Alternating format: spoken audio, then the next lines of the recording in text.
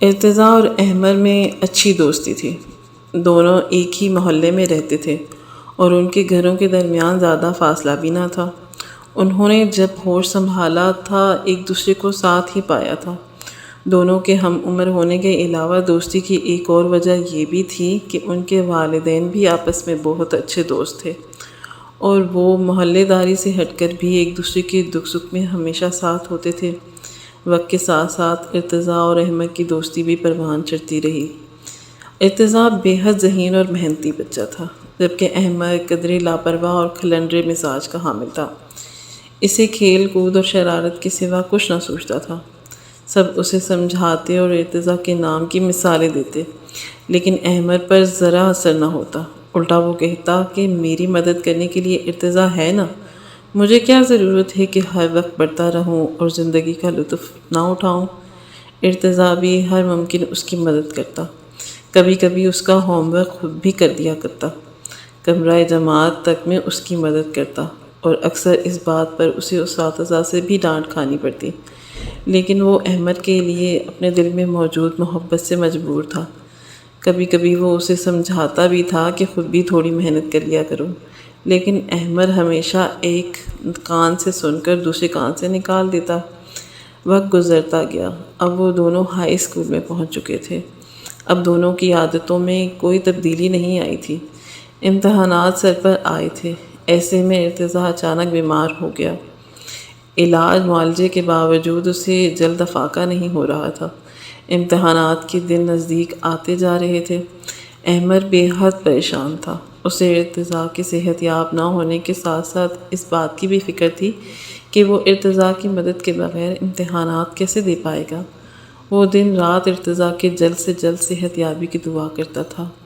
آخر امتحان کا دن بھی قریب آ گیا۔ ارتضیٰ کے والدین نے اس کی بیماری کی وجہ سے اسے امتحانات نہ دلوانے کا فیصلہ کیا۔ احمد سمجھ نہ پا رہا تھا کہ وہ اس صورتحالات میں کیا کرے۔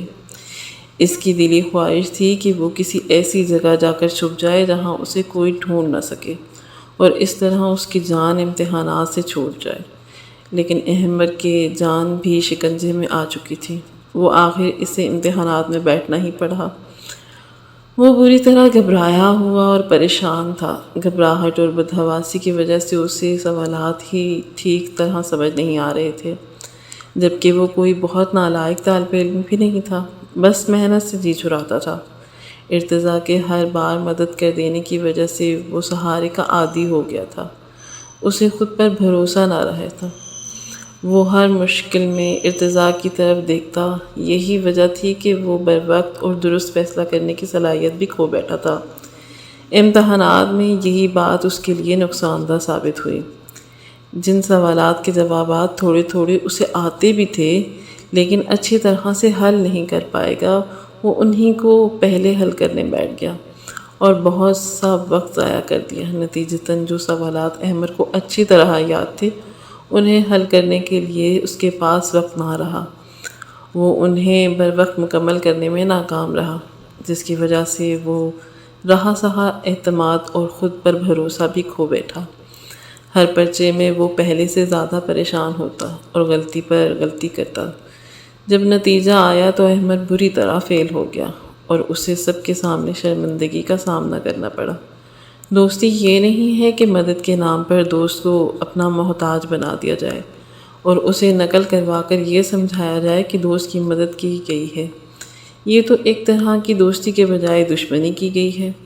جب طالب علم اپنے کسی ہم جماعت یا دوست کو اپنے ساتھ اسکول کے کام کی تیاری میں شامل کرنے کے بجائے مدد اور دوستی کے نام پر اسے نقل کرواتے ہیں، اس کا ہوم ورک اس سے کروانے کے بجائے خود حل کر دیتے ہیں، تو اپنے اس عمل سے وہ اپنے دوست کا اپنے بلبوتے پر آگے بڑھ جانے کا اعتماد چھین لیتے ہیں۔ وہ دوست زندگی کی دوڑ میں پیچھے رہ جاتا ہے۔ وہ مسائل کا سامنا کرنے کے بجائے گھبرایا جاتا ہے، ڈٹ کے مقابلہ نہیں کر پاتا۔ ایسا انسان محنت سے جی چراتا ہے۔ وہ ہر وقت کسی بے ساکھی کی تلاش میں رہتا ہے جس پر اپنے حصے کا بوجھ ڈال کر وہ اپنے لڑکھڑاتے قدموں کو بغیر کسی اضافی محنت کے سنبھال سکے۔ ایسا شخص ہمیشہ سہارے کی تلاش کرتا ہے اور دوسروں کا محتاج رہتا ہے۔ جب بھی کوئی مشکل آن پڑے وہ بر وقت اور درست فیصلہ کرنے میں ناکام رہتا ہے۔ اس میں عزت نفس ختم ہو جاتی ہے، جس کی وجہ سے اب احمد اس بات کو اچھی طرح سمجھ گیا تھا کہ اس نے عہد کر لیا تھا کہ وہ صرف اپنی ذات پر بھروسہ کرے گا۔